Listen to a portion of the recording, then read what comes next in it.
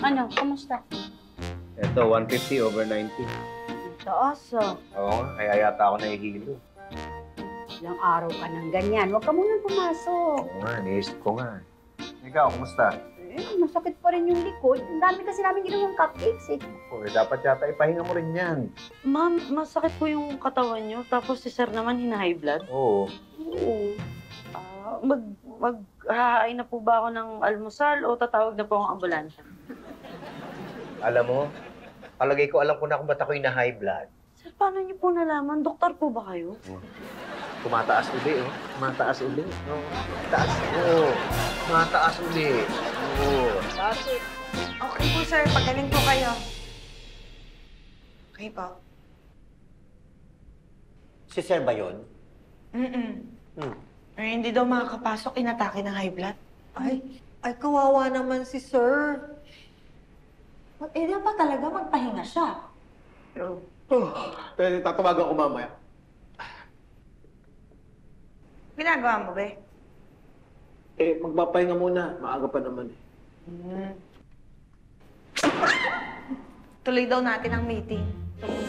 Sabi ko nga.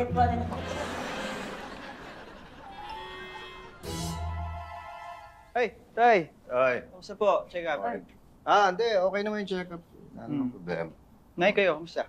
Okay naman. Ito, pinagpapahinga ng doktor. Ako, ganun din. Binigyan ako ng gamot para sa sakit ng katawan. Ay, wala sila, baby. Mag-aayos muna ako. Ay, ma'am, wag na po. Ako na pong bahala. Magpahinga na lang kayo dyan. Ay, thank you. Sige po. Ano? Anong plano? Sabi ni Doc, di ba, kailangan magbakasyon ka kahit mga 3 buwan. Paano ko magbabakasyon? Ang dami-daming gagawin sa opisina eh. Hindi ko alam kanino may iwan to. Sabi nga ni Doc, para umayos yung presyon mo. Oo, pero 3 buwan? Hindi mo siguro. 1 buwan lang siguro. Nako, pag-isipan mo nga, makakabuti sa'yo yun. So, ikaw rin ha. Huwag ka na munang mag-bake-bake ha. Para makapagpahinga ka naman. Kaya sabi ng doktor yun. Oy, Chito, mo nga muna akong kape. Anong kape na naman? Sabi ni Doc, bawasan muna yung kape. Pala. Oo na, sige na.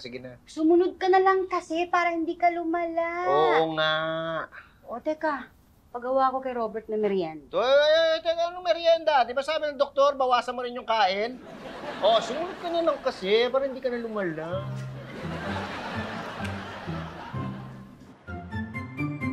Ay. Sir, gaano katagal po kayong maglilib? Siguro mga 1 buwan. Kung ako nga masusunod, ayoko nga sana kasi alam ko marami tayong mga trabahong paparating. Ako, sir, kailangan niyo po yan.